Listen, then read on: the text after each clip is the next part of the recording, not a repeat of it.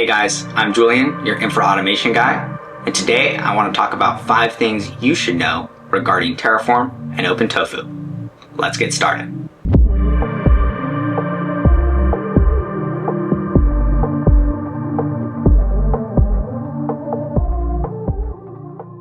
The first thing I want to talk about is Terraform versus OpenTofu. I'm constantly asked, what is Terraform? What is OpenTofu? Should I use OpenTofu? Should I migrate my workloads from Terraform to OpenTofu? These are all great questions, and to answer this, we have to explore really what is OpenTofu? Where did it come from? What's kind of the history there? So back in 2024, HashiCorp changed their license for Terraform from the long-standing MPL license, the Mozilla Public License, to the BUSL license, the Business Standard License, right? Now, what does this actually mean? We see this kind of posted everywhere. Oh, the licensing changed. Okay. Well, I want to read to you kind of the first clause from HashiCorp's Buzzle license, and I will call it Buzzle for the remaining of this video. In the Buzzle license, HashiCorp states, you may make production use of the licensed work. In this case, the licensed work is Terraform, provided your use does not include offering the licensed work to third parties on a hosted or embedded basis. And then it begins to speak about a competitive offering. Now, a competitive offering, according to the Buzzle license, is a product that is offered to third parties on a paid basis, including through paid support arrangements that significantly overlap with the capabilities of HashiCorp's paid version of the licensed work. Once again, the licensed work here is Terraform. And it goes on further, and we'll link this Buzzle license statement in the description. Essentially, what this is saying is that HashiCorp is now finding what is considered a competitive offering for companies and entities using Terraform. Why does this matter? Well, because there are companies that have built the foundation of their business on the open source nature of Terraform. A couple companies come to mind, right? Gruntworks, Spacelift, who have very competitive offerings in the IC orchestrator space, or TerraGrunt, as I'm sure most of you are at least familiar with or have used in your workflows, right? So this freaked out the open source purists, right? That the Terraform licensing model changed from MPL to Buzzle. What does this mean? Terraform is no longer open source. So with the backing of the Linux Foundation, and I guess at its roots, it wasn't always the Linux Foundation. It was a group of kind of a grassroots effort, this OpenTofu effort. They forked Terraform, and it was later adopted by the Linux Foundation, which ensures it's committed to staying open source. But Terraform was forked, and OpenTofu was born. So it is very important to note, once again, OpenTofu is a fork of Terraform at version 1.5.7. Now, it is designed to be a drop-in replacement for Terraform, right? It was literally a fork of the code base. And they're ensuring that it's not differing much. There is even a compatibility guide on the website. Let's talk about what Terraform and OpenTofu's framework is all about. And that will lead into a discussion regarding providers. Because the logical question is, well, how can somebody just fork the Terraform codebase and then use the tooling as a drop-in replacement? So the Terraform and OpenTofu framework, in my opinion, consists of 4 pieces. So you have the ability to interface with a state file. You have the ability to do infrastructure lifecycle related activities, plans, applies, destroys.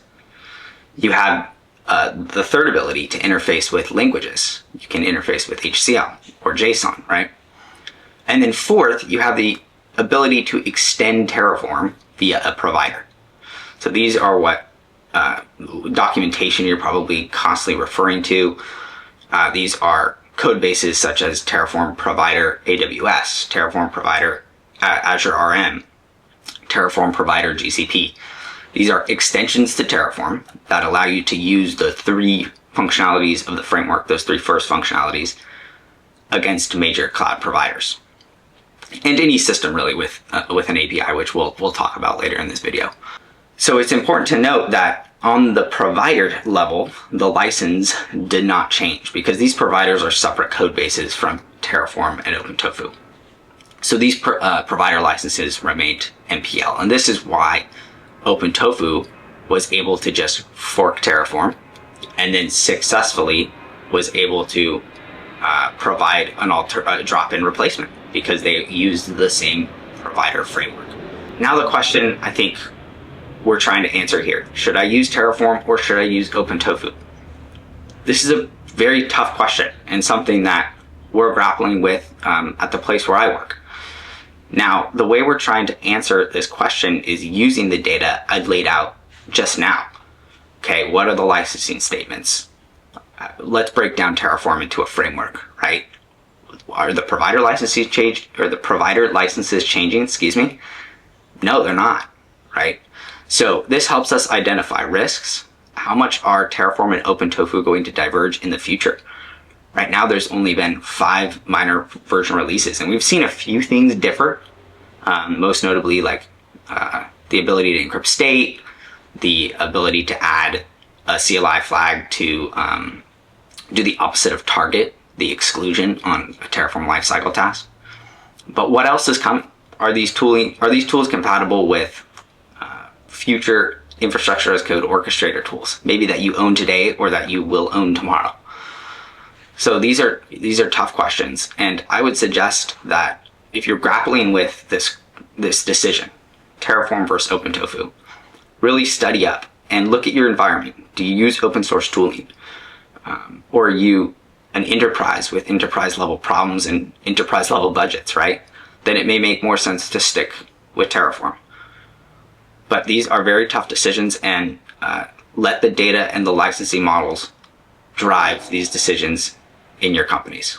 The second thing I want to talk about are the benefits of state-backed infrastructure. Now, I'm sure most of you know the benefits of state-backed infrastructure from using tools like Terraform and OpenTofu and adopting your infrastructure into state. But can you explain to stakeholders why using state-backed infrastructure is the right decision, opposed to fire and forget or other tooling? The first benefit of using state-backed infrastructure is automatic drift detection and automatic drift remediation. In many infrastructure as code orchestrators, automatic drift detection is called health checking. You're going to health check your infrastructure and identify where the current configuration of the infrastructure has drifted from the desired configuration of the infrastructure defined in your Terraform or your OpenTofu configurations. Now, why is this a benefit, right? Well, we are able to see, using file diffs, how your infrastructure configuration has moved over time. And this is very beneficial because it allows us to audit the infrastructure and understand how the configuration has moved from one set of values to another set of values, and most importantly, how to fix your infrastructure configs. Automatic drift remediation is not something I suggest you schedule and forget about. It's something that, while automated, still requires some manual intervention to ensure infrastructure configurations aren't extremely messed up and your infrastructure takes a deep dive off the end based on a misconfig that was maybe pushed up to your Git repository. The next point that I think is really great about state-backed infrastructure is the ability for concurrency control. So using traditional fire and forget methodology, whether that be through an API, a REST API, or maybe the AWS console, more than one entity can be adjusting infrastructure configurations at a single point in time. Now, with state-backed infrastructure and using infrastructure as code via Terraform and OpenTofu, we can ensure that only a single entity is changing a single piece of infrastructure at a given time due to state locking. So each time infrastructure state is being changed, a lock file is created based on the current entity adjusting the infrastructure at that time, and no other entities can adjust the infrastructure for that given amount of time. Lastly, we touched on it briefly earlier, but auditability, being able to see who made that change to the infrastructure, looking at the file diffs and understanding how your infrastructure has changed, your infrastructure configuration has changed over time. The next thing I want to talk about is that Terraform providers just call APIs. And reminder here, OpenTofu, for those of you using OpenTofu, utilize Terraform providers and the large provider framework. So when I reference Terraform providers, I'm referencing more of the naming convention of these providers and less of the underlying infrastructure as code technology that they're married to. OpenTofu, once again, drop-in replacement for Terraform. So this is actually a very simple concept, but it's one that's a bit confused amongst technical teams. Provider declarations often do CRUD operations, create, read, update, and destroy operations for infrastructure. Subsequently, they call GET requests for read, put request for create, post request for update, and delete request for the deletion of any infrastructure. Data sources are just read ops, right? You're just looking at a piece of data, so that's just a GET request. But when you're talking about a provider, it's very simple. Say I have an EC2 instance that I want to create via the AWS Terraform provider, right? When that instance does not exist in state, there's a create function that just reaches out and creates the EC2 instance against the AWS API. When I have an update to my configuration, there's just a post request that is made behind the scenes, updating that EC2 instance once again against the API. If I have a data source that I want to run to gather information about a currently running EC2 instance that's not in state, that's just a read operation, a GET operation against the API. And similarly, if I want to delete an EC2 instance, you know the drill. It's just a delete operation against the AWS API, which means any infrastructure that has a set of CRUD operations built on an API can also have an associated Terraform provider, and infrastructure can be created or destroyed via Terraform provider framework. I think about it like this. Terraform providers convert schema into API requests and convert API requests back into schema. It's that simple. And it's a very useful tool to wrap around any existing or new APIs that are coming down the pipeline. Next up, I want to talk about the fact that Terraform and OpenTofu are not infrastructure as code orchestration engines. Well, what are they then? They're infrastructure as code frameworks. They make creating, reading, updating, and destroying infrastructure a breeze when working solely on your workstation from your CLI, right? I can just run a Terraform plan and preview my entire infrastructure, or a Terraform apply, and boom, create my entire infrastructure that I've just defined in code. But what can't they do? Well, they can't automatically deploy infrastructure that are defined in a Git repository. They do not out of the box allow for collaboration across team members. They don't natively store state in encrypted backends that are off your local machine and in shared storage spaces like S3 buckets or Azure storage accounts. So there are some key differences here, and this is where the role of their infrastructure orchestration engine steps in. Now, what is an infrastructure as code orchestration engine?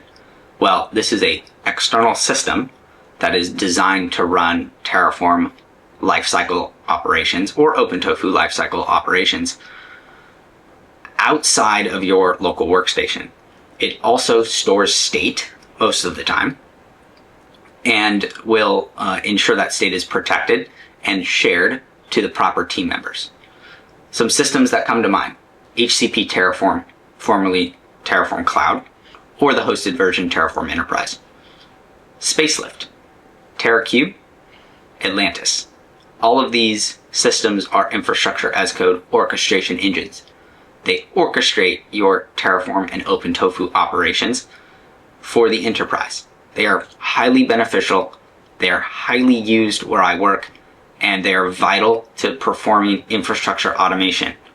It's like the key building block in my infrastructure automation workflows. So if you don't have one, I suggest you look into one. There are open source options. I'll make sure to link a few open source options in the description below. But if you do have an infrastructure as code orchestration engine available to you and you're not utilizing it, I highly suggest that you do utilize it. It will just allow you to level up your Terraform configs and your overall infrastructure automation. Finally, Terraform configurations are not limited to HCL declarations.